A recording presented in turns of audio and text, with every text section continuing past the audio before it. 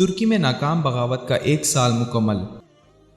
15 جولائی 2016 ترکی کی تاریخ کا وہ بے مثال دن تھا جس دن دنیا میں ایک عظیم قوم نے لازوال تاریخ رقم کی۔ کمال اتاتürk کے سیکولر ترکی سے اسلام پسندی کی جانب تیزی سے رواں دواں ترکی کی منتخب عوامی حکومت کا تختہ الٹنے کے لیے مغربی طاقتوں نے فوج کے اندر ہی کچھ باغیوں کو خریدا جنہیں ترک حکومت پر قبضہ حاصل کرنے کا ٹاسک دیا گیا، اور طیب اردگان سے حکومت چھین کر پھر یورپی غلامانہ ذہنیت رکھنے والوں کے ہاتھوں میں دینے کا منصوبہ تیار کیا گیا۔ ترکی میں اسلامی تعلیمات کے تیزی سے بڑھتے ہوئے رواج کو دیکھنا مغربی آنکھ اور باطل قوتوں کو نہ بھایا، اس لیے امریکہ میں مقیم ایک ترک منحرف اور باغی مذہبی رہنما فتح اللہ گولن کو امریکہ نے استعمال کر کے اس کے ہم خیال ایک فوجی گروپ کے ذریعے ترک حکومت گرانے کی پلاننگ کی، اور 15 اور 16 جولائی 2016 کی درمیانی شب ترکی کے منتخب جمہوری عوامی اقتدار پر شب خون مارنے کی کوشش کی گئی۔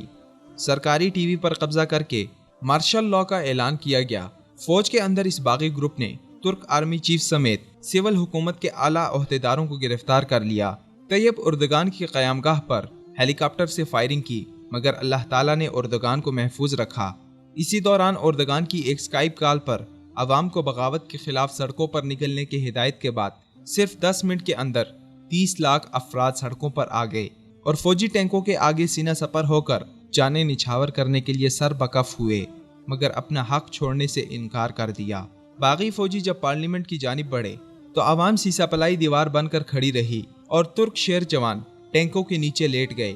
اور بزور بازو نہتے ترک جوانوں نے باغیوں سے ٹینک چھین لیے۔ دوسری جانب باغی بزدل فوجیوں نے ترک پولیس ہیڈ کوارٹر پر ہیلی کاپٹر اور ٹینکوں کے ذریعے حملہ بول دیا، جس کے نتیجے میں درجنوں پولیس جوان جاں بحق ہوئے، مگر پولیس اس کے باوجود پسپا نہ ہوئی اور باغی فوجی گروپ کے ساتھ پولیس کا مقابلہ بھی جاری رہا۔ کئی فوجی پولیس کے ہاتھوں گرفتار ہو گئے، اور عوام کی بغاوت شکن اتحاد اور جذبہ ایمانی کے آگے فتح اللہ گولن اور اس کے آقاؤں کا ترک حکومت پر ٹیک اوور کرنے کا خواب چکنا چور ہو کر ریزہ ریزہ ہو گیا، اور ترک عوام نے تاریخ رقم کرتے ہوئے فقط 3.5 گھنٹوں میں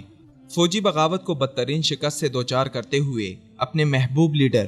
رجب طیب اردگان سے بے پناہ عقیدت محبت کا مظاہرہ کرتے ہوئے ان کا جانثار اور سپاہی ہونے کا دعویٰ سچ کر دکھایا۔ آج طیب اردگان اپنی قوم کے سب سے محبوب ترین رہنماؤں میں شامل ہیں۔ یہ بغاوت دنیا کی واحد ناکام بغاوت تھی جسے ناکام بنانے کے لیے ہر طبقے، ہر مکتب اور ہر شعبے کے لوگوں نے ایک قوم بن کر اپنی جانیں ہتھیلی پر رکھیں، اور اپنی منتخب حکومت کو بچا کر دنیا کو پیغام دیا کہ ترک قوم اپنے حقوق کا دفاع جانوں پر کھیل کر سکتی ہے۔ اس ناکام بغاوت کو 1 سال مکمل ہو گیا ہے، اور اب کا ترکی پہلے سے زیادہ مضبوط اور خود مختار ہے۔ اردگان ترکی میں ہونے والے 16 اپریل 2016 کے عوامی ریفرنڈم کے بعد 2029 تک ترکی کے صدر رہیں گے۔ ترک عوام کی اس والہانہ محبت سے دنیا انگوش بدندہ رہ گئی۔ موجودہ دور میں اپنے حقوق کے دفاع کے لیے ایسی جرأت اور حمیت کی مثال تلاش کرنا ممکن نہیں۔